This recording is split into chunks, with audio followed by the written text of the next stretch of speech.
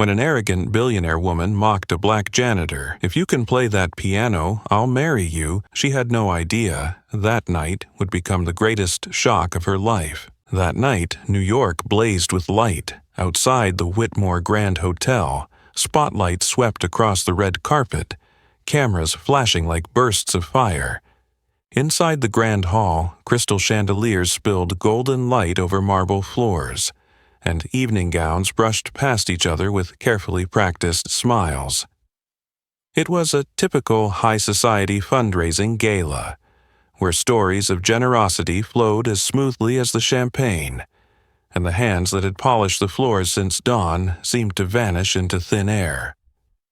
Marcus Reed pushed his cleaning cart along a side corridor, the rags folded with the same precision he'd kept for 5 years working here. He knew the silent language of this space, the cool nods, the eyes that looked past your shoulder, the way footsteps shifted away from the camera frame. A PR staffer passed, clipboard in hand, tilting her chin slightly. "Let's make sure staff stay out of the frame, thanks." Her tone was neither harsh nor rude. It was simply spoken as if it were a natural law, as if the lights only shone on certain people. At the start of his shift, the manager had said, "Marcus, use the service elevator, buddy. Don't cross the main hall while guests are being photographed." The buddy sounded friendly but distant, avoiding the need to read the gleaming Marcus on his name badge. A security guard happened to walk in the same direction, his glance not exactly hostile, just trained, scanning, preventing, monitoring. Marcus showed his staff ID with a polite smile. The man nodded and walked on, but when Marcus skirted the edge of the main hall to collect a few empty glasses, the sound of black dress shoes followed him for a few beats. On a small stage at the far end of the room sat a Steinway & Sons Model D, still and elegant like a promise. The polished black surface caught the chandelier's light, scattering it into tiny stars. Marcus paused, not because he was tired, but because a memory brushed against him. The scent of polished wood, the cool touch of ivory keys under his fingertips. He turned away. He was here to clean, not to play. The crowd flowed around him. A society lady halted when Marcus happened to step near the camera's edge. "Excuse me, go around, please." A man beckoned with a subtle wave. "Hey, you." Marcus turned. "Yes, sir, my name's Marcus." The man held out car keys, pointing toward the entrance. "Where's valet?" "Sir, I'm maintenance staff. Valet is at the front entrance." The man gave a flat "ah" and let his gaze slide off Marcus's face as if it had touched glass. Marcus was used to it. Here, slipping out of sight was a survival skill. Moving slowly at the carpet's edge, avoiding the camera's eye, circling around columns, always making sure he was the last through a doorway, so no one had to step aside for him. Occasionally, someone would mutter behind him, "You don't belong here." Not addressed to him directly, just to the air shaped like him passing by. He collected glasses, replaced ashtrays, wiped table edges. Another PR assistant hurried by, adjusting the backdrop. "Staff, please stay outside the photo line." "Understood," Marcus replied, his voice as flat as the freshly polished floor. Gloria Johnson, the veteran housekeeper, passed by and set a pack of tissues on his tray. "Marcus, take a break, have some water." "I'm fine, Miss Gloria." She looked at him a moment longer, as if she wanted to say something but knew not to in a crowded hall. From the grand doors, a group of guests entered under a choreography of lights. Smile, flash, turn, flash. Fingers touch the glass. Victoria Whitmore emerged at the end, her red silk gown catching the light like a sculpted flame. Diamonds flickered along her collarbone and wrist. She strode to the microphone, her voice firm and bright as polished glass. "We are here tonight to remind each other that hope always has a place." I trust everyone will be generous." The applause was polite, blending with the scent of expensive perfume and champagne foam. The same security guard trailed Marcus as he kept to the edge of the hall. No one had told him to. It just happened, as part of a collective reflex. When Marcus bent to pick up an empty glass, he caught his own reflection in a wall mirror. Navy shirt, black gloves, calm eyes trained over years. On the far side of the glass lay a neat story of kindness and charity. On his side was the man who polished those stories until they gleamed. A young female guest holding her phone paused where Marcus stood. "You? Sorry, could you move?" She didn't look at his name tag. "Yes, ma'am, I'm Marcus. I'll step aside." His name fell softly between strands of background music, so light it seemed no one heard. He stopped at the edge of the stage, scanning the table setup. Napkins folded precisely, glass count correct, ashtrays under half full. Another security guard approached with a polite smile. "Sir, this area is for guests." "Yes, I'll be out once I check the glasses." "Thank you." The smile wasn't unfriendly. It just had a thin layer, default suspicion. From the mic, the PR host announced the schedule. Speeches, an art auction, then a special piano performance by a guest artist. Marcus glanced at the Steinway again. From somewhere, his old teacher's voice whispered, "Don't count the keys. Feel the music." He shook his head. Here, feelings weren't his job, invisibility was. A couple walked past, the man squinting. "Hey, buddy, spill over there." Marcus turned. "Yes, I'll get it right away." He moved like a shadow over the marble, every motion calculated to be smaller than the room. Shoulders lowered, elbows tucked, standing at an angle to give way. He had learned to exist like a ripple, present everywhere, but gone from every frame. Once in a while, a pang hit him when the piano was tested. 3 scattered chords, someone pressing the pedal. The sound was full, deep, recalling nights he sat at a piano until his fingertips numbed, trying to place a melody exactly where it belonged on the score of his life. Now, that melody sat behind a door he had locked himself. The key, he thought, was lost somewhere on the road to becoming someone no one needed to notice. "Marcus, service route," the manager reminded, eyes flicking toward the photo corner where donors lined up their smiles. "Don't cross the main hall." "Yes, sir." Marcus turned toward the service elevator. At the narrow junction of 2 corridors, he paused, not from fatigue, but to swallow something unnamed. Then he moved on. The gala was running like clockwork. Speeches on cue, laughter in the right places, cameras at the right angles. Invisibility ran just as smoothly. Staff took the back route, names blurred into buddy or you, eyes reminding, "You don't belong here." Every piece fit neatly into the gleaming machine.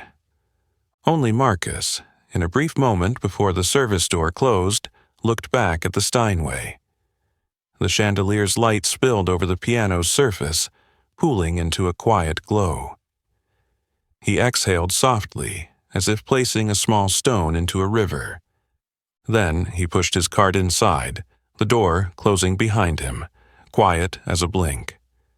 Dignity has no uniform, it has courage. The service elevator door had barely closed softly behind him when Marcus steered his cart back toward the edge of the hall to collect the last few glasses before the speeches began. Everything was running on schedule, and he knew a single scratch in the flow could shift the entire tone of the room. A PR woman, clipboard in hand, swept past, speaking as if to the air. "Remember, keep staff out of the photo line." Across the room, a security guard unconsciously matched Marcus's movements, without needing any orders. In the camera's circle of light, Victoria Whitmore stood as if she were the fixed point of a carefully drawn graph. The red silk gown clung perfectly, diamonds catching the light, her smile set to the correct angle. In her head ran a list of risks: a major shareholder irritated by last week's labor lawsuit, an unpredictable journalist present tonight, a new donor who needed wooing. The speech outline, the camera angles, who stood with whom, what must not happen, she knew them all by heart, like multiplication tables. What she didn't factor in was the human element outside the plan. Marcus bent on one knee, reaching for a glass that had rolled deep under a table. He straightened just as Victoria turned away from a camera, flicking her wrist. Champagne splashed in a golden streak across the red silk. A breathless second passed before the room's attention shifted, eyes converging, phones lifting. "What the hell are you doing?" Victoria's voice cracked, sharp as glass. Marcus placed the glass on his tray, straightened, and opened his hands as if to steady the air in the room. "I'm sorry, ma'am, "Sorry?" she cut in. "You stained this dress. Do you have any idea how much it costs?" The question wasn't meant to be answered. It measured the gap between someone entitled to demand and someone who needed permission to exist. A businessman smirked. No janitor could cover a scratch on that dress. Laughter rippled on instinct. Another voice, loud enough to be heard: "People like you should stick to the back." The security guard stepped closer, not to threaten, just standing like a period at the end of an accusation. Marcus kept his voice even. "I can cover the dry cleaning bill, ma'am." He knew the words were as thin as tissue. A month's wages wouldn't survive a boutique invoice. For Victoria, the fatigue of living in a cage of expectations condensed into a reflex, reclaimed control. She half-turned, pulling the room's attention back to herself. "How about this?" she said. "If you can play that piano better than a professional, I'll marry you." She smiled, the sound cold and sharp, like a command redirecting the crowd. A beat of silence, then the room erupted. Someone joked, "Careful, more white keys than black." A few token she's, but eyes kept smiling. The harmless joke slid neatly into an old mental groove, race wrapped in laughter to avoid naming it. Standing at the fringe, Gloria Johnson tightened her hold on a packet of tissues. She looked at Marcus, then at Victoria. She recognized that look. Someone who had never had to ask themselves whether they were allowed to stand here. "No need to make this a big deal, just a little accident," a woman said, but the cameras stayed up. Marcus could have slipped into the service hall as always, becoming a gap for the wave to glide past. But tonight something in him refused to retreat. "I don't need you to marry me," Marcus said, eyes steady, voice low but clear. "If I can do it, I want you to keep your word." A few chuckles shot out, testing how serious he was. Victoria arched a brow, trying to reel the moment back into a joke. "Perfect. Show us, buddy." She pressed the word buddy like a stamp, one more way to avoid saying his name. "Make it a bet," a guest called. "500 if you play the whole piece without a mistake.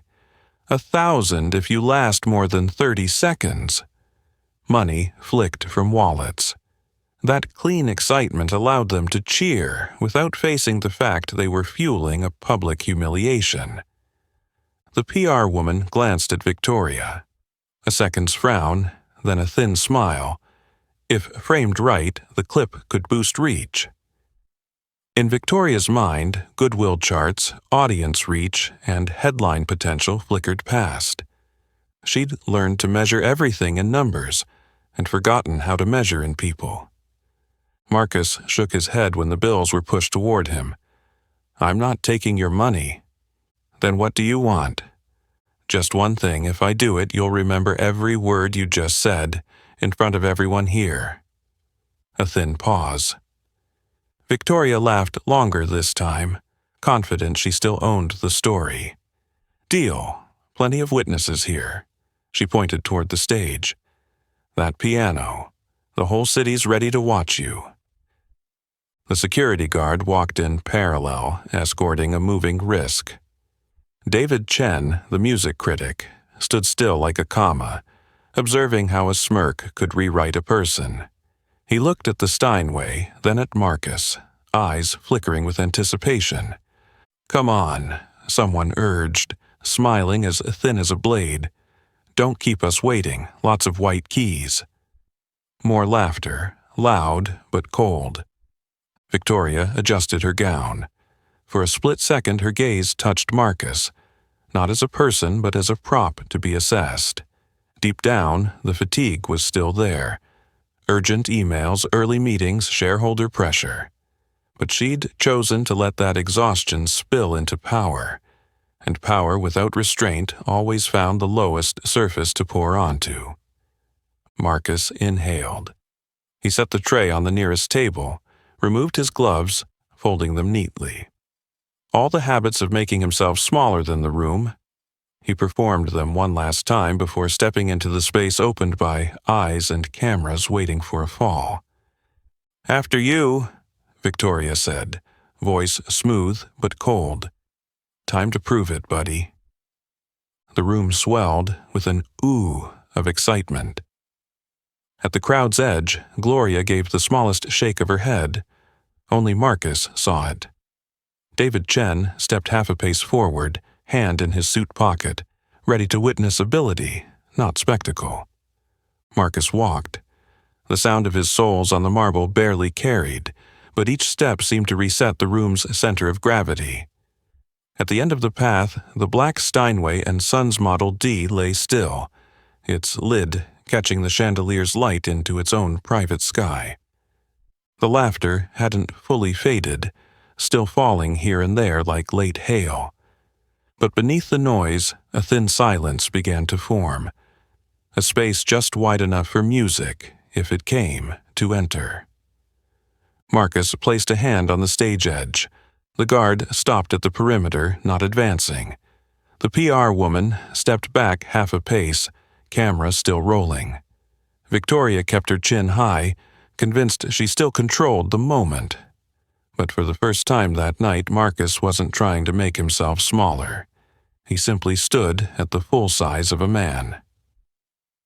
"My name is Marcus," he said, loud enough for the first rows to hear. "Not Buddy."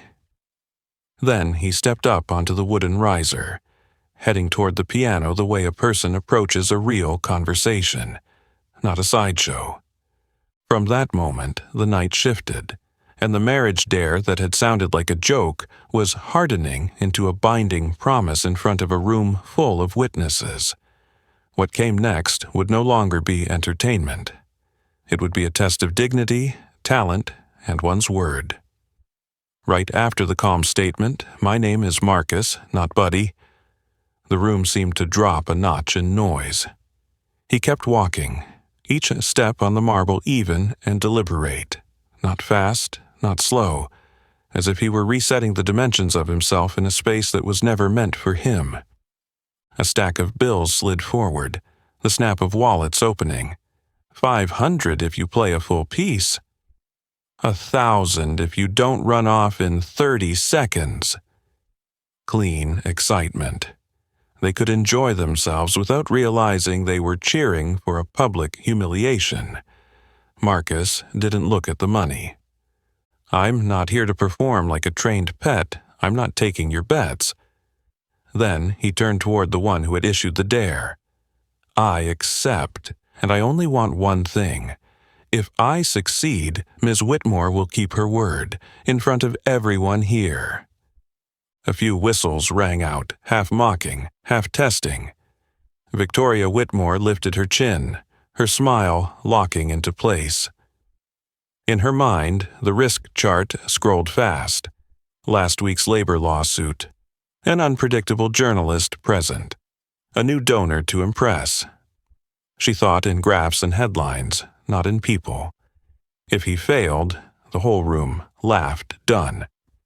If he was decent, spin the narrative into a night of discovering hidden talent. What she wasn't used to was an employee demanding that she keep her word.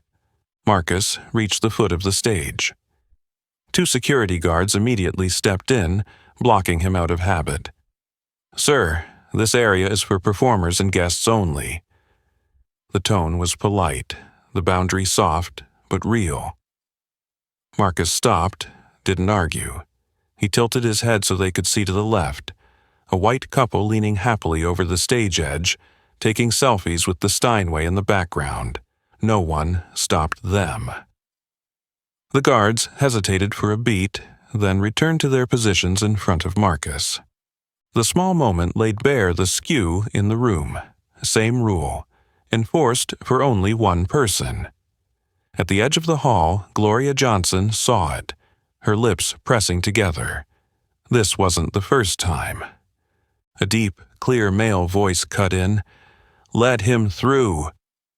David Chen, the music critic, had been standing nearby.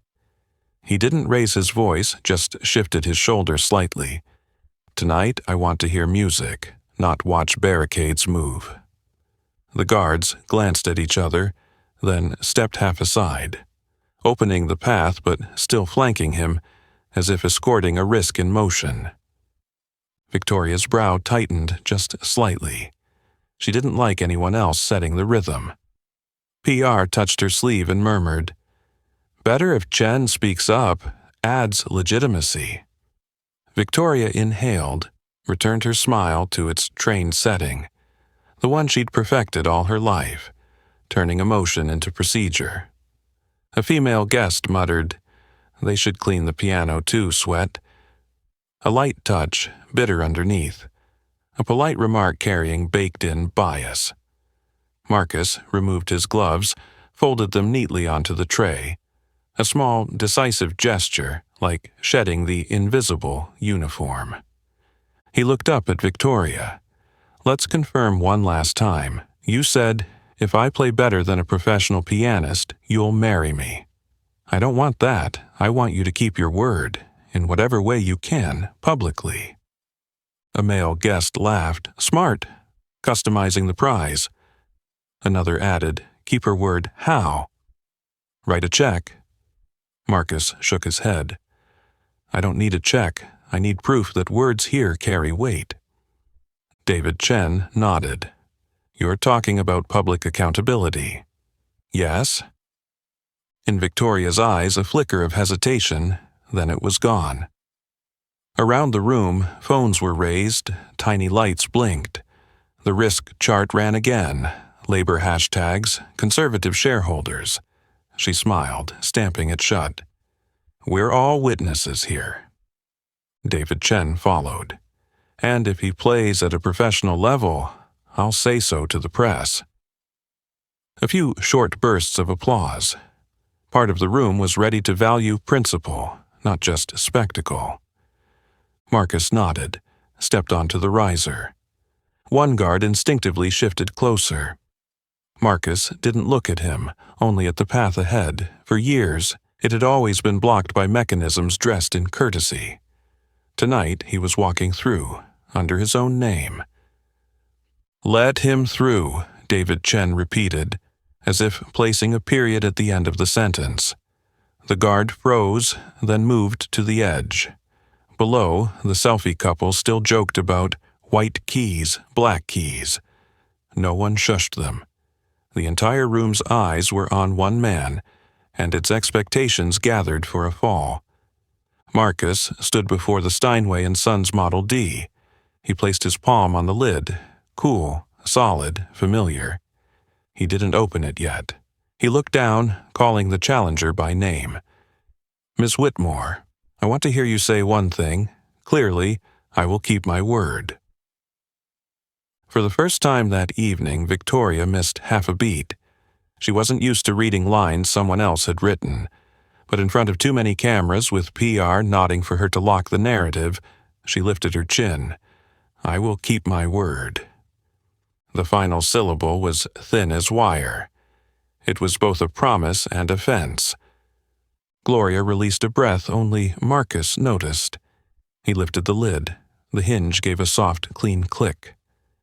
In the front row, a woman whispered to her friend, "What if he really can play?" The friend shrugged. "Then we've got a good story."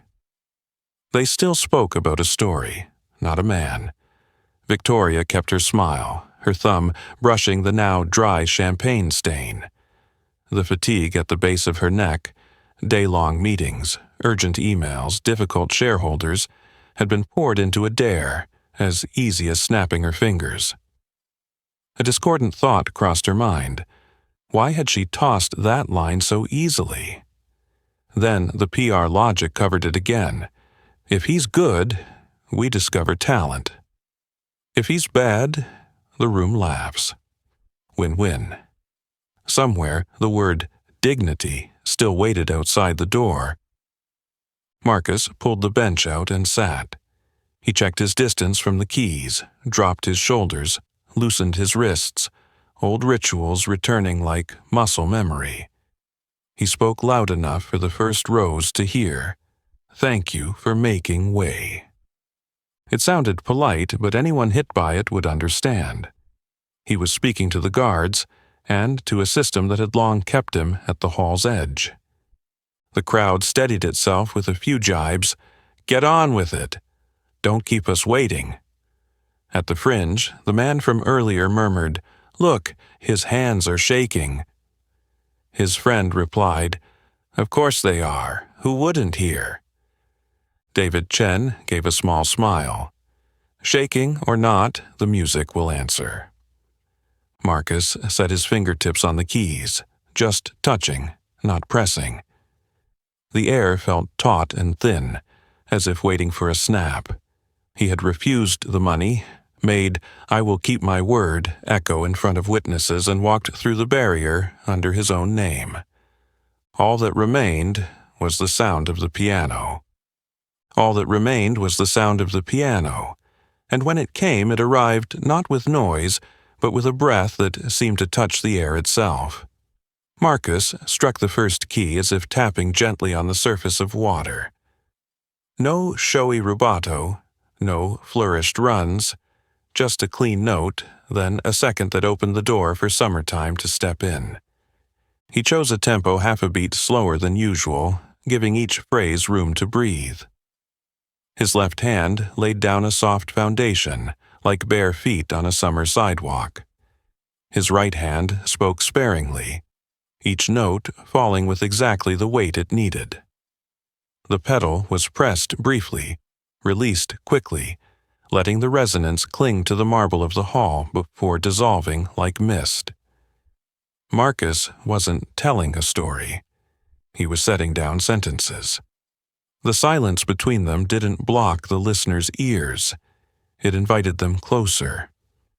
In the second row, the man who had joked about white keys, black keys, left his smile hanging midair. Then it folded in on itself, extinguished like a candle capped under glass. His champagne stopped trembling. A woman recording video tapped her phone off, laying it face down as if afraid to make noise. The room's laughter didn't vanish instantly. It shrank, dried, and rolled to the edges. David Chen leaned forward, his trained eye missing nothing. The way Marcus anchored a low note to keep the line centered. The way he sidestepped flashy technical riffs in favor of restraint. Beautiful touch, warm tone, not a warmth achieved through tricks, but through intent. A player who knows what he's saying, and to whom. David noted how Marcus bent two blue notes at just the right moments, holding and releasing them so that a familiar melody became strange again. In the front row, Victoria Whitmore kept her polite smile, but her jaw softened a notch. She had prepared two neat scenarios to spin the narrative, yet this sound belonged to neither. From a thin seam in memory, she saw herself at 10, sitting at the old upright at home, her elderly teacher pressing her hand down and saying, "Silence is also a note, young lady." Victoria had hated that lesson. Back then, silence meant absence. No money, no power, no applause. But now, the silence Marcus poured into the room carried a different weight. The Steinway answered him as if it had known him for years. In the bridge, Marcus tilted the harmony into shade. Not darkness, just depth. He held a single note long enough for people to realize they were waiting. And that moment shifted the room. From a crowd hungry for spectacle into an audience listening. Servers slowed their steps. Security guards lowered their shoulders. The PR rep, for the first time all night, stopped checking her mental dashboard. Marcus looked at no one. His posture was calm. Shoulders dropped, back easy, eyes sometimes half closed. Not in performance affectation, but because he was listening to the way the notes touched the walls, echoing back like waves. He wasn't presenting himself. He was returning to himself. Each phrase he laid down rewrote a line on a resume that had been crossed out. No more buddy, no more you, no more people like you. Here, in this moment, was Marcus Reed, a man with a name, with a voice. From her spot at the edge of the hall, Gloria Johnson's eyes glistened. When Marcus slid into a small ornament, she thought of all the mornings she'd watched the staff clock in, each carrying a life no one bothered to ask about. She felt this music walk alongside them, as if someone had stepped out from the service hallway, set a chair in the middle of the red carpet, and said, "Sit, tell me." Somewhere across the room, the hum of the HVAC, background noise everyone had lived with, vanished from consciousness. The man with the cigar lowered his hand. A woman adjusted her shawl and forgot to finish, leaving her fingers resting idly in her lap. Someone started to sigh, then stopped, afraid to spill whatever delicate drop was balanced on the rim of the moment. Victoria glanced at the patch of champagne on her gown, now dried into a thin ridge. She wanted to think about image damage and media opportunity, but the thought refused to flow. She realized she had no ready words for this. She had believed everything could be labeled KPI, ROI, sentiment, but this music was labeling her back. Not heiress, not future CEO, not net worth package. It called a person out from behind glass. The sensation was as unsettling as touching a place she hadn't in years. Marcus circled a short variation, then let go of the urge to display. He stopped before the coda as if standing at a crossroads. He chose the simpler road home, returning the melody to where it began, without embellishment. It was a cultural decision. Summertime, in his hands, wasn't a finger exercise. It was a doorway into a current of memory. Porches in summer, front steps, voices that softened the edges of a long day. He didn't need to say black culture. Anyone with ears could hear its current. For a moment he looked up and caught Gloria's eyes. No smile, no nod, just a glance that confirmed he knew she was there. And therefore knew that all the people like her, those hands that polished floors to a gleam since dawn, were here too. David Chen listened closely enough to notice what wasn't played. He silently counted the length of the pause between phrases, the way Marcus returned to the tonic without weight. This wasn't an accident. It was a choice. He dipped his head slightly, as if accepting an invisible handshake. Maturity in music lies not in adding more, but in leaving more out. When the final note fell, Marcus lifted the pedal, letting the sound die away completely. No exclamation point, no fireworks, just a small round period. And then silence. Not the awkward silence of a spilled champagne moment. Not the empty silence of nothing to say. This silence had changed color. Deep, warm, present. The room seemed to inhale all at once. A single clap rang out, then halted, like someone knocking but remembering someone was asleep. Marcus didn't turn toward the audience to seek approval. He sat still, hands loose in his lap, eyes on no one in particular. His posture said the rest. I am not here to prove. I am here to name. To name myself, to name those just pushed out of the frame, to name dignity that wears no uniform. In the front row, Victoria felt a voice inside her, one she usually smothered with her calendar, stir. What have I just done to this man? The question didn't stop at Marcus. It swept back over all the staff she passed without seeing each day, over the emails requesting, use the service elevator, stay out of the photo line. It left a thin chill at her neck. She looked up at the chandelier, the light that had always sided with her, and for the first time that night she saw it as neutral. A young server, tray in hand, stood frozen as if spellbound. She swallowed hard, eyes shining for reasons she couldn't name.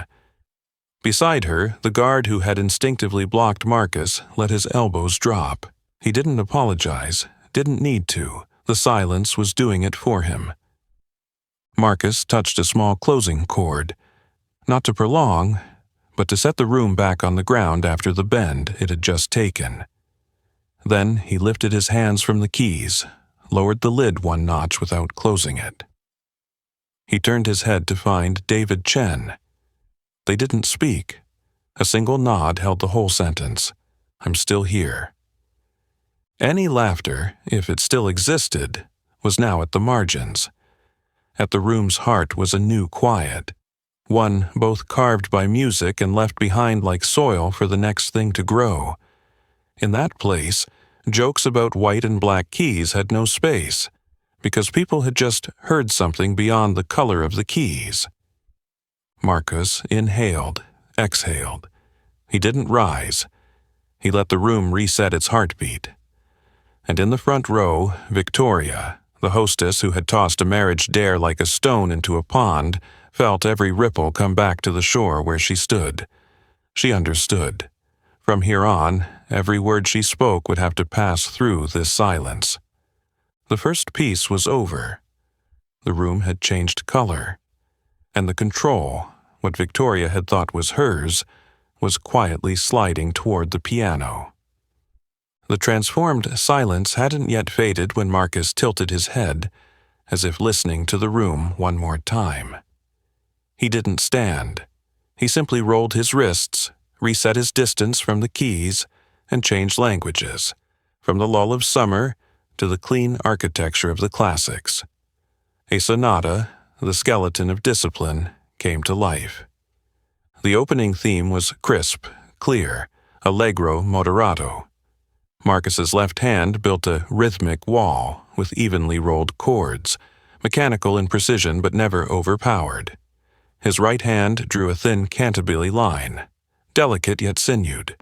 He used the pedal sparingly, releasing it exactly at the cut points so each movement revealed its structure instead of being cloaked in a fog of emotion.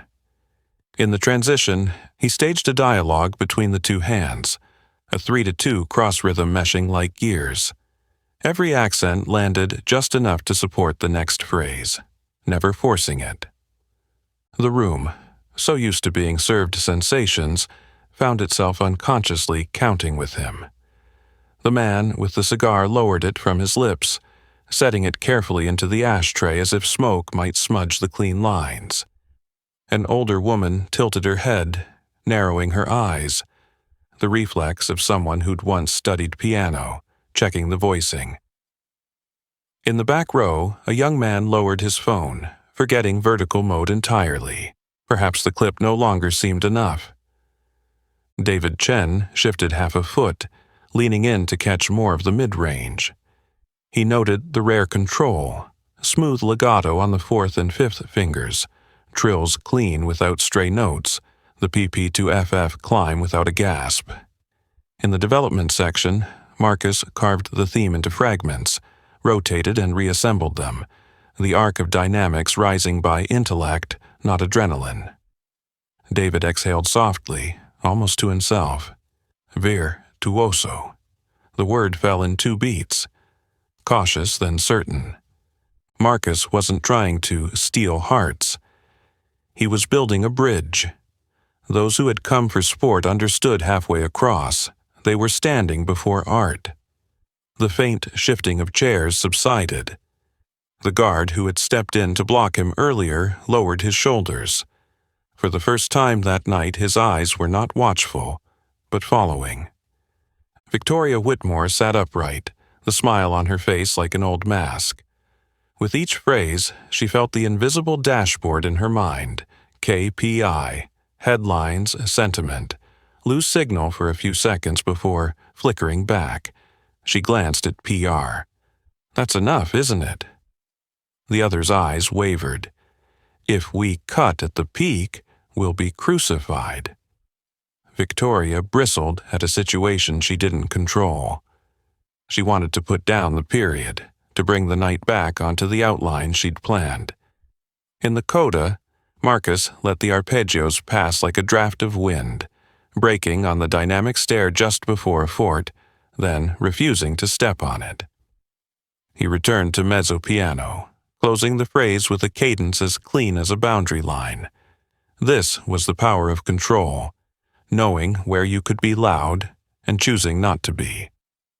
Another silence. This time, applause erupted instantly afterward, sharp and full. Not the polite clapping of a gala. This was recognition. A few people half rose, then one whole row stood. Prejudice hadn't vanished. It had simply stepped back, glancing around for allies. David Chen lowered his chin by exactly a centimeter, a professional's gesture. He angled slightly toward the waiting cameras. Professional standard. No waving hands, no exaggeration. A line of invisible text had just been signed and sealed. A few reporters exchanged looks. They had their pull quote. Victoria felt control slipping away like sand through her fingers. She stood in the natural pause, clipped the mic to her lapel. "Thank you," she began, voice smooth as glass. "A truly impressive performance. Now, let's—" Her words were drowned by a lone shout. "More!" Then another. "Encore!" The crowd, which she had steered from the start of the night, was now choosing its own path. PR swiveled toward her. "Let him do one more, Victoria." She pressed her jaw, thumb unconsciously rubbing the dried champagne stain. "Back to work," Victoria said quietly, mic off, aimed only at Marcus, her last attempt to snap the reins. Marcus looked at her for a beat. Not defiant, not submissive, just looking. The gaze wasn't hot, but had an edge. "You just said you'd keep your word." In the front row, a few guests turned to each other. They had heard her enough, even without the mic. Her face had said it. An older woman, silent until now, spoke up clearly. "We'd like to hear more." A heavy-set man, who'd eagerly bet earlier, nodded rapidly. "Yes, more." The young man in the back turned his camera on again, but this time to record music, not a stumble. The guard glanced at his superior. The latter shrugged and moved to the edge. The room's center of gravity had shifted away from the hostess, toward the man at the piano. Victoria set the mic down, her smile returning but thinner, almost transparent. Inside, she heard a faint crack. The image, the shell she lived in, fracturing at the seam. She worried about shareholders, about tomorrow's headlines, about dinner with the donor, but at the same time, an uninvited question came. Why do I want to cut this short? The schedule? Or because I can't stand that someone who doesn't belong here just redefined the room? Marcus swiveled his bench slightly, staying on stage. He looked over the rows calling for more, not to collect approving eyes, but to gauge the breath. He found David Chen. They caught each other's gaze amid the murmurs. David gave a small nod. Another invisible signature. Marcus placed his hands on the keys, but before playing, he said just loud enough for the first rows to hear, "Thank you. I won't make you noisier. I'll let the music do its part." He inclined his head toward Victoria, a polite gesture without submission. "I respect you, and I remember your word." He queued up the third piece in his mind, one that would drain both his technique and stamina, but didn't rush. Silence had just learned its job. Let it work one more beat. Phones lifted again, but the angles had changed.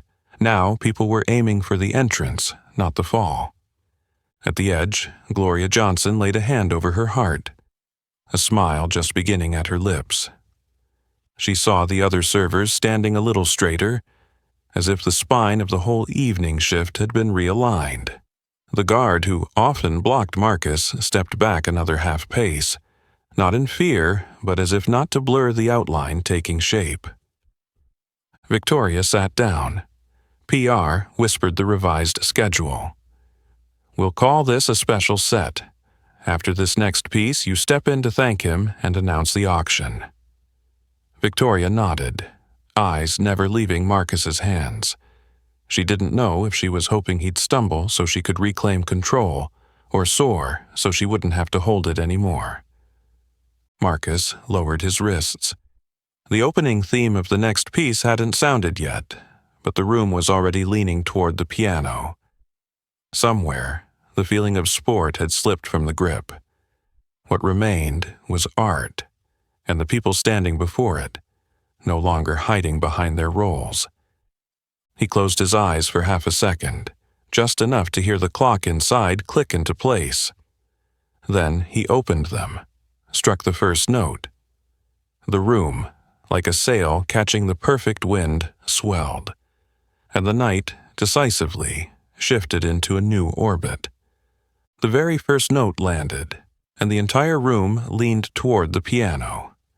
Marcus locked the door behind any lingering doubt.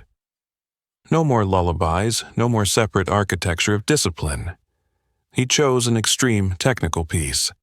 Steep double-note passages, long octave leaps, razor-close hand crossings, shifting 3 to 4 to 6 polyrhythms trading rolls without pause.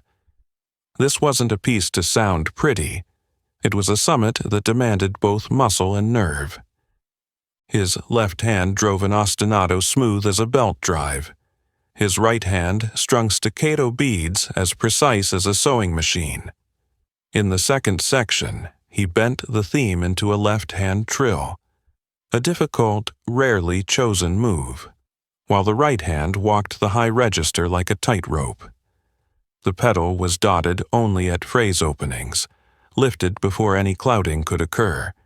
Even on repeated note runs, he used a wrist rotary instead of the arm, keeping the speed without breaking the sound. Everything was control, no strain showing. The audience held its breath in the face of visible difficulty.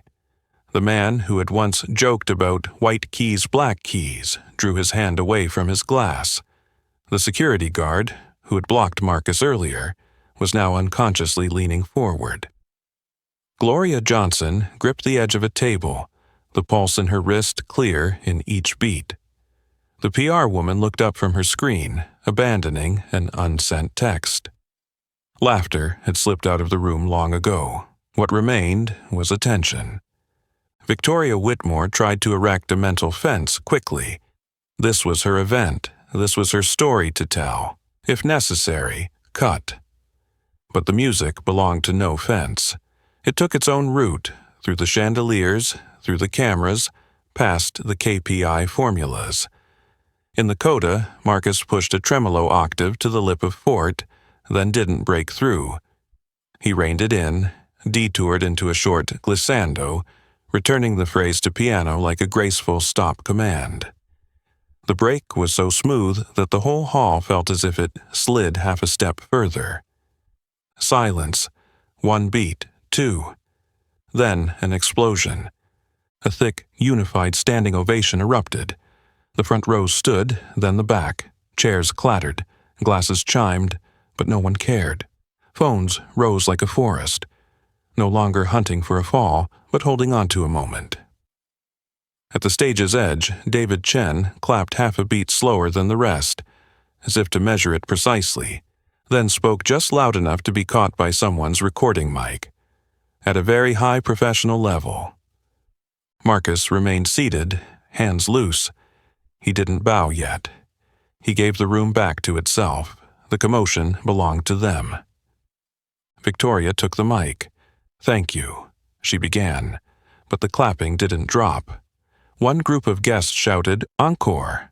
Another called, "Marcus!" She tried again, her voice smooth, "We!" This time, the applause surged like a wave, not hostile, just not hers in this moment. PR whispered at her shoulder, "Don't cut it now." Her phone buzzed constantly. Internal messages, social media tags, an email from legal counsel, "Avoid binding statements. Marriage is a personal legal matter." From mid-hall, a man's voice rang out, "You said you'd marry him if he played better than a pro." Another followed, "Keep your word." Several cameras pivoted up to her face, stage lights catching the rise and fall of her collarbones with each breath. She remembered exactly the "I will keep my word" she'd said earlier, words Marcus had made her repeat. They felt like a lock now, clasped around her wrist. Not a legal shackle, but a moral one. In her head, two dashboards crashed into each other.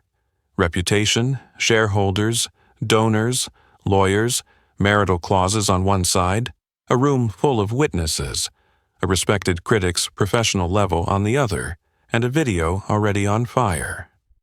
She knew, legally, the joke meant nothing. Marriage couldn't be coerced, she could dismiss it as hyperbole. But in the court of public ethics, she was cornered. Refuse, and the story became heiress promises, then reneges. Go along, and she was locked into a personal decision. Irrational, dangerous. Marcus rose just as the clapping dipped a notch. He didn't walk toward the mic. He bowed slightly, enough to honor the room standing. Then he looked straight at Victoria. No demand, no pressure, just the reminder in his gaze. The words are on your side. David Chen stepped half out of his row, speaking at a clip-worthy volume. From a professional standpoint, he just performed at a level I'd gladly put my name to in print. No more, no less. It was exactly the stamp that tightened the moral lock. A few donor faces turned to each other. They knew Chen's words had weight. PR nudged the mic toward Victoria. "We talk about keeping one's word and supporting talent. Flip the narrative." Her phone lit up again. An investor asking, "What's going on?" A journalist requesting a statement. Corporate counsel texting, "Do not confirm intent to marry." Victoria flashed back to her teens the first time she was told, "Don't let anyone steer you. Keep your hands on the wheel." Now, the music was steering. "We'll pause here." She tried, but another corner of the room answered, "No, more." The crowd wasn't rude, they were united. And that unity, through applause, through the critic's signature, was demanding she face her own words. Marcus lifted his hand, signaling for quiet one more moment. He said just enough. "I don't need a wedding. I need people to keep their word." The line reframed the debate, out of marital law, back into the ethics of speech. Something everyone understood, everyone could judge. An older woman, clear-voiced, with authority, called out, "You can keep your word another way. But you have to keep it." Several heads nodded. A way out cracked open. No forced marriage, but no broken promise either. Victoria swallowed hard. She wasn't cruel. She was trained to win. And winning, in her dictionary, meant never losing control. In this moment, she had to learn a new word, right. Not the right move, but the right thing. A second standing ovation rose, this one for the night's redefinition. Even the security guard clapped, offbeat but genuine. Gloria dabbed the corner of her eye with the edge of a napkin. David Chen pocketed his phone as if submitting his testimony. At the edge of the hall, an elderly lady squinted. "I know him." Her neighbor leaned in. "I think he used to be at the conservatory. Marcus Reed?" The words threaded into the taut fabric of the night, a cut that would drop the next act, revealing his identity and past. Victoria heard conservatory and felt her neck tighten. If the story turned into forgotten prodigy, every eye would swing back to judge her, not just for a cruel joke, but for abuse of power. She set the mic down and took a long breath. Before her was no longer a gala. It was an ethics trial, and the jury, already standing, was staring right at her. Marcus returned to the piano, resting his hands on the lid as if closing the file on his performance. He didn't take the mic. He let the silence do the next job, forcing the room's power holders to hear the sound of their own breathing. The room stayed still for one more beat, as if to confirm, from here on, every word would carry weight. It was in that silence, freshly reset to give weight to words, that an older woman's voice rose softly from the edge of the hall. "I know him." Heads turned. She stepped forward half a pace, adjusted her glasses. Marcus Reed." The name slipped free of the Buddy U label and dropped into the room like a latch clicking shut. A few people mouthed it back to themselves, tasting a returned identity. "He performed at the City Theater when he was 22, she said firmly. "That encore, I remember it perfectly." A silver-haired man in gold frames nodded. Yes. The music press called him a new talent. A younger guest pulled out his phone, typed quickly. The screen lit up with an old photo. A young man in a black suit bowing before a piano. David Chen narrowed his eyes, digging through his professional memory. "I read that review. And I remember a master class. My teacher mentioned your name." He turned to Marcus, nodding slightly, as if confirming a thread that had never truly broken. Victoria Whitmore's breath stuttered half a beat. She looked to PR. "Info?" The other checked her phone, whispering, "Old photos are surfacing. Hashtag number sign." Marcus Reed just popped. Victoria's own phone buzzed. An email from legal. No public statements on marriage. A text from an investor. What's going on? But the one line she couldn't sidestep was the name Marcus Reed. It rolled steadily in her mind, pushing aside words like KPI, sentiment, ROI. A space opened around Marcus. He stood straight, dipping his head slightly, as if apologizing for being recognized. Gloria Johnson stepped half a pace from the edge, her hand gripping the corner of a napkin. She hesitated. This wasn't something to parade before a crowd, but she had just watched him turned into a punchline. She raised her voice enough to carry, "If we're talking about Marcus, let me tell the rest." The room quieted instinctively before a house voice with years behind it. "Marcus's mother was sick for a long time," Gloria said plainly, adding no tears. "They lived on 2 shifts, hers and his. When her condition worsened, the medical bills came like a storm. His first piano, the one he'd saved for through scholarships and side jobs, was sold to pay hospital costs." A woman brought her hand to her mouth. A man slowly set his glass on the table. Gloria looked at Marcus, as if asking permission. He nodded, eyes closing for a beat. She continued, "He left the conservatory, took night cleaning jobs to pay rent, pay debts, survive, and music." Gloria searched for the words.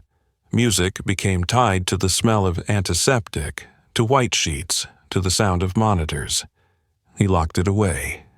David Chen added a piece, professional but warm. Talent doesn't vanish. It buries itself when it has no nourishment. He looked around, placing the phrase where non-musicians could understand. Gloria lowered her gaze, then lifted it again, her face firming. And this isn't just about poverty. She clipped the words. Someone once told him after an audition, "We need someone who fits the hall. Hair should be tidier. Don't play with so much color. Your demeanor needs to be more professional." She didn't exaggerate. Those words were polite and dangerous for that very reason. Another time, a guard blocked him at a stage door, made him use the service stairs even though he had an invitation in hand. A small "damn" escaped from the third row, then sank. Some guests looked at each other, their own words to their staff suddenly appearing in letters before them.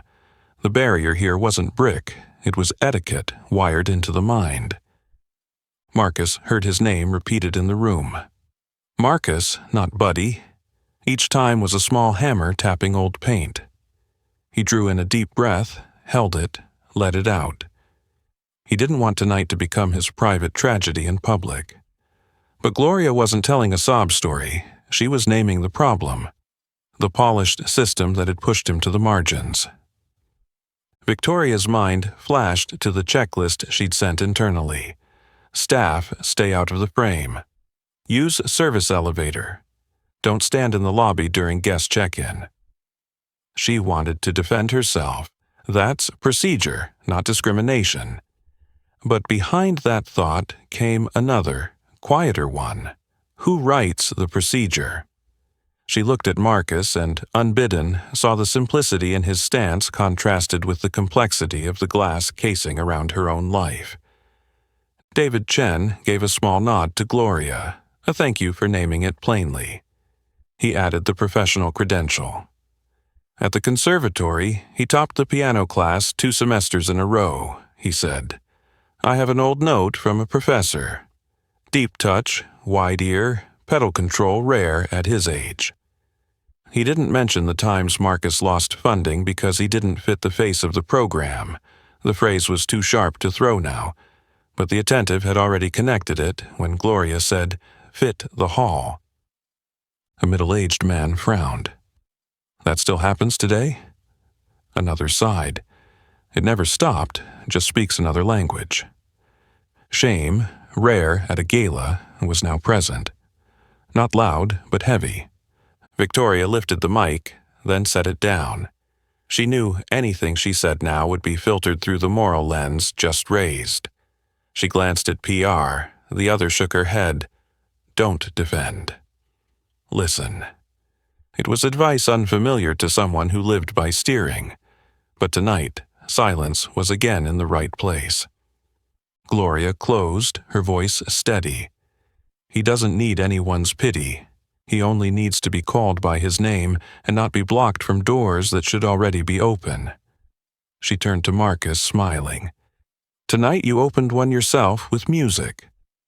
Marcus nodded, eyes damp but steady. He looked around the room, at people who had laughed earlier, now sitting upright, at the guard who had blocked him, now slightly bowing his head, at Victoria, her face blank for a rare second, like someone seeing her true reflection. I didn't leave music because I stopped loving it, Marcus said, speaking about himself for the first time tonight, his voice low, clear. I left because every note I played took me back to the hospital room. I needed to do something simple, pay rent, pay debt, survive. He paused. Tonight, I remembered why I learned to play, not to get applause, but to be a person. The line clicked a second lock in the room. Recognition was no longer about skill. It became agreement that before them stood a whole human being. At the hall's edge, the woman who'd begun the recognition said softly, "We've lost you for too long." David Chen replied, as if entering it into the record. "From now on, write it right. Marcus Reed." Marcus nodded, a faint smile. Victoria Whitmore stood in the middle of waves moving against her. She knew the game had changed. No more cut at the PR beat, no more rewrite the narrative with a few neat lines. Before her was a man who had reset the measure of dignity, and behind her, in the phone still buzzing, was a world demanding she keep her word in its true sense. The night, from here, would not return to its old structure. And the next act, media storm, pressure, closed-door conversations, was already standing just behind the door that had been called open. The "say his name" silence had barely closed when the hall erupted in a storm of phone alerts. Screens lit up in scattered blue dots. Push notifications pinged without pause. A young man shouted, "It's on TikTok." Another added, "X is flooded with clips." On several phones, the same headline repeated, "Heiress mocks black janitor. Then he plays like a genius." Beneath it, hashtags swelled by the second. $, Marcus Reed, $, keep your word. $, Whitmore Grand. One viral edit cut Victoria's Marriage Dare directly against Marcus's Summertime and Sonata performance. A fast-moving news account slapped a small chyron across the bottom. Publicly promised marriage? At the door, security reported. News vans outside. Reporters requesting entry. The hotel's PR fielded calls stacked on calls. Legal messaged urgently, absolutely no confirmation of any marriage. All statements must be neutral. Two blades of social media stuck out at once. On one side, comments demanding justice piled up. Respect dignity. Keep your word. Incredible, Marcus. On the other, the shadow side swelled. Mockery, digging into his personal life, doctored images turning tragedy into circus. Even the applause was clipped into meme format. Victoria felt control slip away like coat buttons popping loose. The metrics dashboard in her head, sentiment, reach, risk, flashed red-green like a trading floor. An investor texted bluntly, "Don't let private matters become a corporate commitment." Legal wrote, "Marriage is a personal matter, cannot be publicly binding." PR leaned close to whisper, "One wrong word and we'll spend a week cleaning up." In front of the piano, Marcus stood still. He watched the crowd spiraling into a vortex of clips. This was not what he had built tonight for. He looked up, voice calm but clear enough to carry. "We're turning tonight into a circus." A few heads jerked up. He turned to Victoria. "I suggest we speak in private. Not to hide, but to move from mockery to making it right." A ripple of dissent. "No, say it here. Keep your word in front of everyone." David Chen raised his hand for quiet. "If you want the right answer, both sides need to speak to each other like adults." He wasn't shielding anyone, he was protecting the quality of the decision.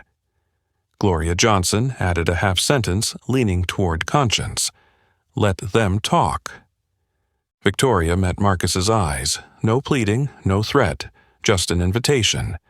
A string inside her slackened. She gave the smallest nod. PR mapped it instantly. Manager's office, second floor.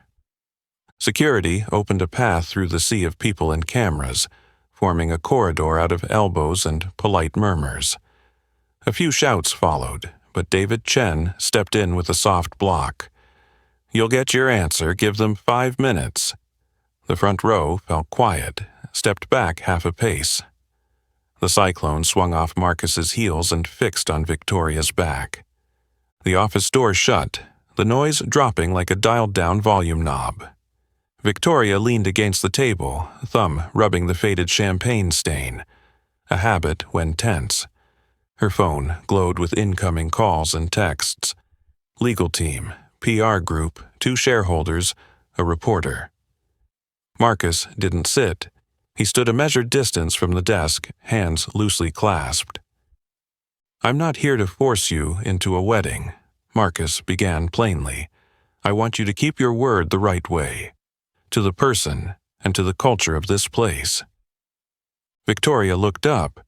"Keep your word? Can that be quantified?" Her tone stayed smooth but dry. Years of experience told her everything had to be converted into measurable units before it could be managed. Marcus nodded. "It can. 1.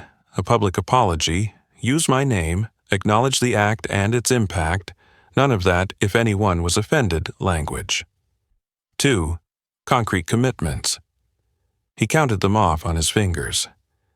The Reed Family Scholarship Fund for underprivileged music students, quarterly free community concerts, and bias awareness training for management starting with you. He paused, eyes steady. 3. Procedural change. Remove the keep staff out of frame rule. Call employees by name, stop blocking service elevators without cause, set up listening sessions with frontline staff and an anonymous channel. Victoria heard training, listening, drop procedures, and felt a flicker of irritation. These, to her, were synonyms for losing control. She swallowed the reflex and asked, "And your part?" "I take no money. I take an opportunity to return to music, to play for the public, especially where music is rare. I'll advise you on building a culture of respect, not on stage, but in hallways, in emails, in meeting agendas." In Victoria's mind, two voices wrestled. The old voice, "This is a crisis. Shut it down. Forget it." The new one, quiet but right, "This is your one chance to do something that matters." She looked at Marcus, realizing what unsettled her most wasn't his demands, but his precise calm. No begging, no bargaining. He was setting the standard. Her phone buzzed again. Legal. Only say, respect for talent, commitment to inclusion. Avoid, keep your word, too risky. PR, if we pivot to scholarship plus programs, positive spin possible. Investor, avoid setting a precedent. These arrows all pointed to a safe path, speak smoothly, do little. But that safe was now dangerous. The crowd had already heard, keep your word. Dodging it would pour fuel. "If I do this," Victoria asked slowly, "will it be seen as admitting to a systemic fault?" Marcus, "If the system has a fault, admitting it is the only start to fixing it." She hesitated a beat at the simplicity of it. She'd been taught since childhood to win, not to admit. But tonight, winning meant being right. "About that line I said, 'I'll marry you.'" Marcus, "No one has the right to force marriage. You can keep your word in the human sense. Use your power to lift, not to press down." The words settled into the room, like a weight that fit exactly. Not ornate, clear. They paused. The far-off noise outside the hall was like surf behind glass. Victoria, for the first time, let go of the champagne stain under her thumb. "I need one thing. I don't want to become a character in someone else's clip. If I agree, I'll say it in my own words." Marcus, "All I need is for it to be done. The words are yours. The work is ours." The door cracked open. PR poked her head in. "They're waiting." TV's already inside. David Chen stood just outside, not crossing the threshold, asking only, "You two all right?" Marcus looked to Victoria. She took a long breath, not for show, but to choose. "I'll apologize, announce the scholarship fund, the community concert program, management training, and procedural changes," she said crisply, like listing an investment portfolio. Only this time, investing in people. She looked up at Marcus. "You come with me. But when I speak, I speak." Marcus, "I'll stand there, to confirm with my name when needed. Victoria tapped out a quick message. Prep statement. No marriage mention. Emphasize, keep your word through action. Legal sent back a draft. Unconditional apology plus specific commitments. She read it, deleted the hedging phrase, if anyone was offended, replacing it with, I was wrong. A small move, but it hurt. Before opening the door, Victoria paused, asking half for business, half for truth. If I slip, what will you do? Marcus. Remind you of your word in front of everyone. She nodded, a nod accepting a binding she'd spent her whole career avoiding. The door swung open. Noise, cameras, lights flooded in like a tide. The social media storm was still there, sharp and cold, but at its center was a small space just agreed upon. A shift from mockery to making it right. And that would be the measure of what came next, whether she would keep her word in action, before a city now watching.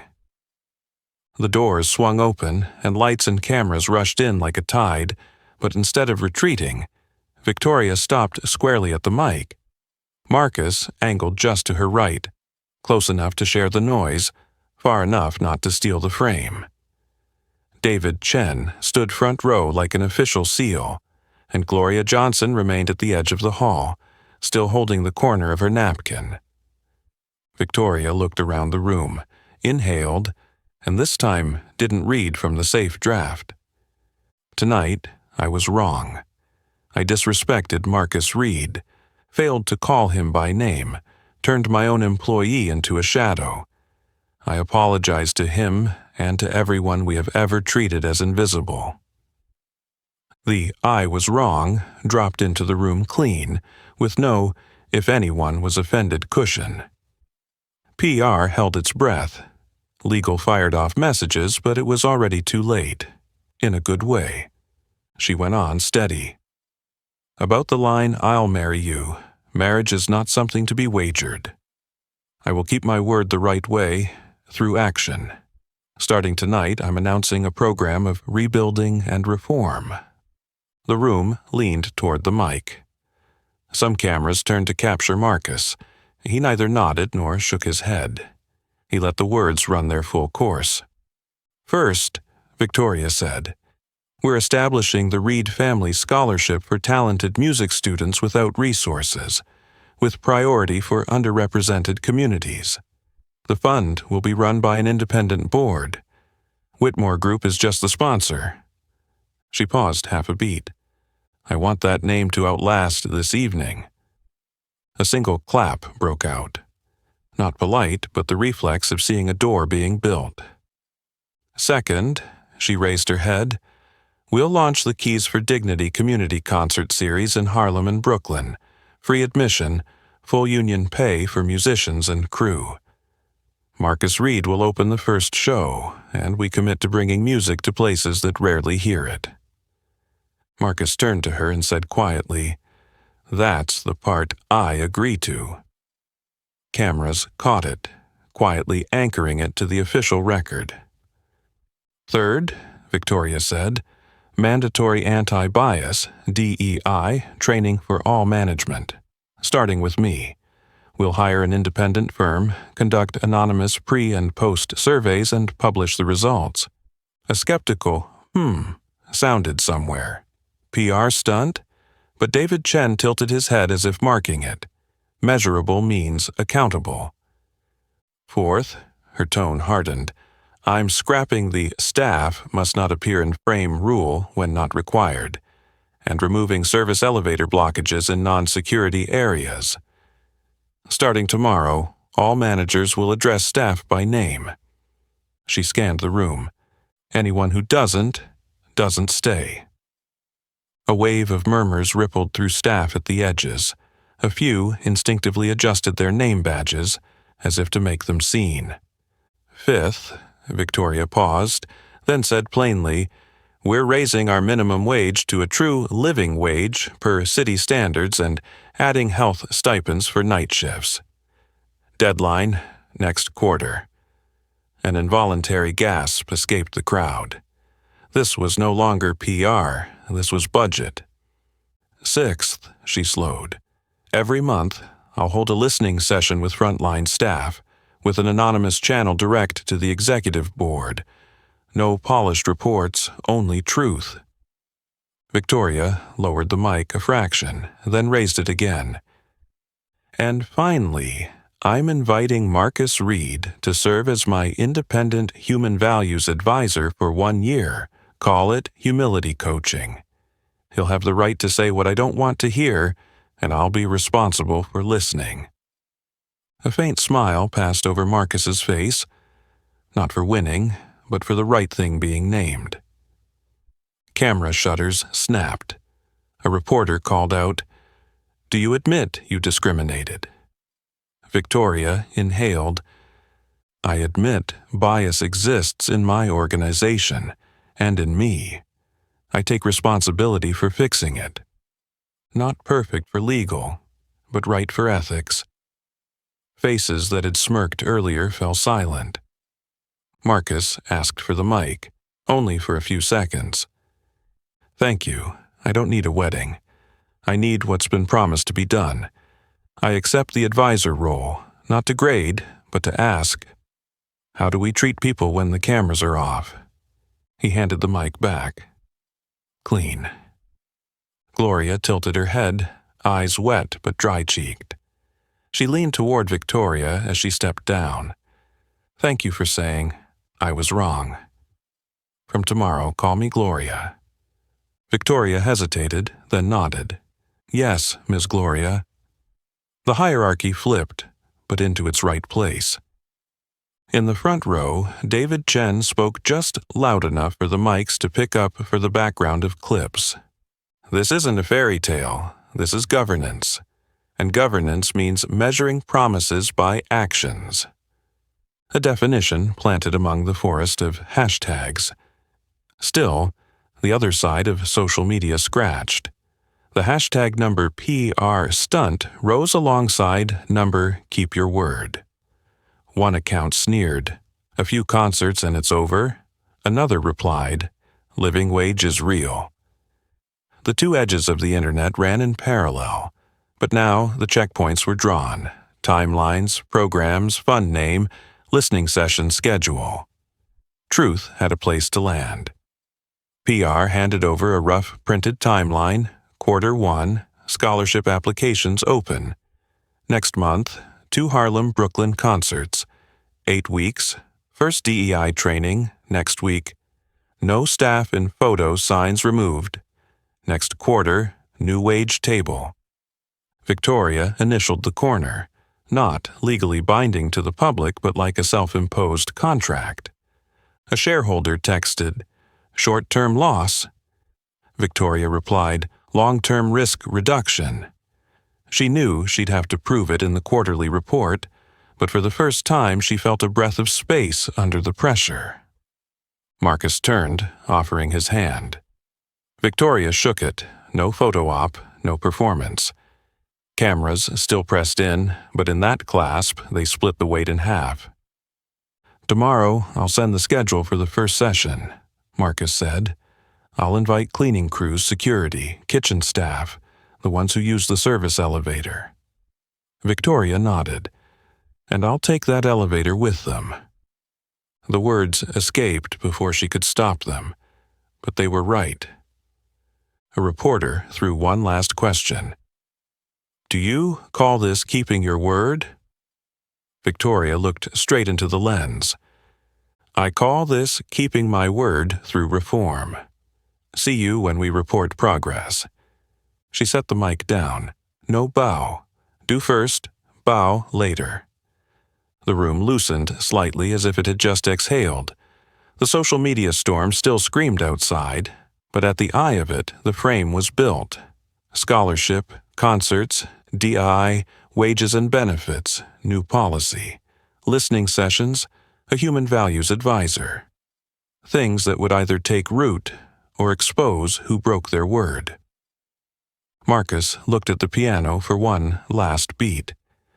He wouldn't play again tonight.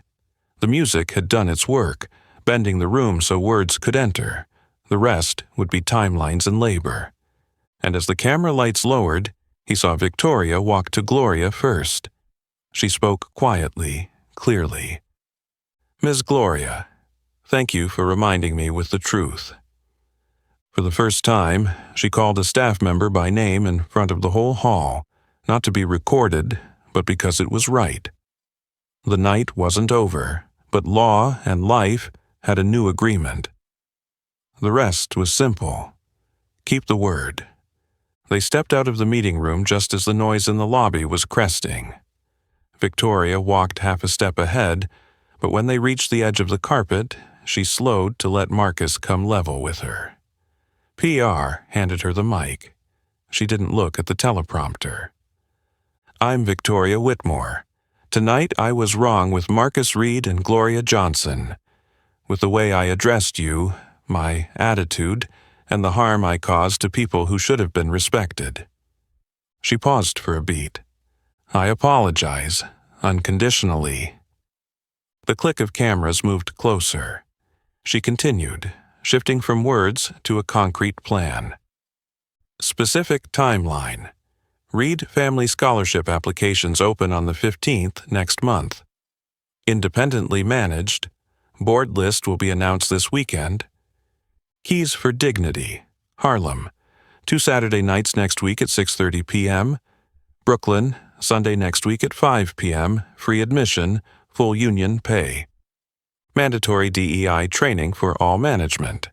8 weeks, anonymous pre- and post-surveys. Public report next quarter. No staff in photo policy ends tomorrow morning. Service elevators opened in non-security areas. Staff addressed by name. Wages and benefits. Implement city living wage and night shift health stipend by next quarter. Listening sessions. I will host every Monday at 9 a.m. in the B1 break room. Anonymous feedback channel goes live tonight. She closed her notebook and looked straight ahead. Our cultural KPIs will include turnover rate, internal satisfaction score, percentage of complaints resolved on time, and pay gap by function. I am personally accountable for these numbers. A ripple of surprise moved through the hall, not at rhetoric but at deadlines and metrics being staked. David Chen gave a small nod, like a final stamp of authenticity. Victoria lowered the mic and turned toward the staff standing at the edges. "Ms. Gloria, thank you." Then to the blue, white, and black uniforms. "Tomorrow, if I call anyone Buddy, remind me by my own name." There were a few small, relieved laughs, but this relief had a spine. PR signaled the tech team. Behind the stage, a large screen lit up with a temporary poster. Black background, white text reading Keys for Dignity, with Marcus Reed's name and performance dates beneath. At the bottom, in small print, a community concert series by Whitmore Grand. Admission free. No flashy logo, just enough to be recognized. Victoria didn't take the honorary seat. She stepped off the platform and found a spot in the third row, between a security guard and a waitress. She folded her phone, face down on her lap, no more looking at dashboards. The room shifted with that gesture, control lowered a notch, no longer pressing down on the music. Marcus said nothing more. He sat at the piano, lid closed by a third to sweeten the bass and soften the upper register. "This one's for second chances," he said softly, "and for those who've been made invisible." The melody he wrote wasn't ornate. The opening motif was 4 notes, up a step, down a half step, back home. Like the way people hesitate then decide. Left hand kept time like night shift hallway steps. Right hand traced a line so clean you could hear the space between phrases. Midway, he glanced a shadow of summertime, not quoted whole, just nodded to, then turned into a warm harmony, not sad. He wrote for the present, not for an old resume. Victoria watched those hands and, for the first time, didn't see a performance, but labor. Labor like the cleaning shifts she had walked past. Next to her, the guard who had once blocked Marcus rested his hand on his knee, thumbed an old wedding ring, then pulled his hand back to avoid making noise. The waitress on her left counted time with her eyes, lips holding a faint smile. In the coda, Marcus skipped the fireworks. He brought back the 4 opening notes, softer this time, like a room that had learned how to say sorry properly. He lifted the pedal before the last tone could cloud. Silence fell again, now like a seat just big enough for anyone to sit in. Applause. Steady, full, but not loud. When it faded, Marcus rose and gave a small bow, enough to thank, not to repay a debt. He met Gloria's eyes. She nodded. "Well done, Marcus." He met David Chen's. Chen replied, "See you in tomorrow's column." Victoria stood with everyone else. She turned to the guard. "My name's Victoria. What's yours?" "Darren." "Nice to work with you, Darren. Tomorrow I'm taking the service elevator. You'll show me the way?" Darren nodded, the corners of his mouth easing, awkward, like someone handed back the shape of being seen. A group of guests approached Gloria, asking about Monday's listening session. She took out her notebook, wrote down names, and said, "Take service elevator B, but next week everyone uses the front door." Half joke, half truth. Enough to make a few people laugh aloud. PR laid out a hastily printed roadmap on the check-in table. Timeline, points of contact, anonymous email. Victoria's signature scrawled in the corner, not for show, but for accountability. A few young staff took photos, sent them into their internal group chat. The first comment popped up, "Call me by my name." The second, "See you Monday." David Chen paused at the Keys for Dignity poster and told a reporter, "The best script isn't hero-villain redemption. It's that after the final chord, we still have work to do." It was the kind of line that, dropped into the close of a news segment, could slow the internet's over-scripting instinct. Don't chase the ending, wait for the report. As guests began to leave, the "No Staff in Photo" sign in a hidden corner was taken down by tech crew. They hesitated, looking to Victoria. She nodded. "Remove it. Don't put it back." The empty screw hooks were left bare, a visible scar of what had been wrong. Marcus stayed until last. He covered the keys with the cloth, hand resting a beat longer than necessary, like someone closing the door to an old home. Victoria stepped up, no mic, no cameras. "Thank you for not turning me into someone else's clip," she said quietly. "Tomorrow, if I slip, remind me." "I will. And if I keep my word, remind me too." Marcus smiled. "I will, so others can see it." Outside, New York dropped another shade into night. Inside, people leaving the hall passed the cleaning crew starting their shift. They greeted each other, called each other by name. Not perfect, but in the right direction. The last line of the night didn't come from a mic. It came from the way those people looked back at those they had once made invisible. Clearer, closer. Dignity has no uniform, it has courage. The night at Whitmore Grand closed, but the lesson opened. Dignity has no uniform, it has courage, and a promise is only worth as much as the actions that keep it. Have you ever been made to feel invisible or seen someone else treated that way? What would you do to speak up next time? If this story resonates with you, please like, share it with friends, and subscribe so you don't miss the next episode.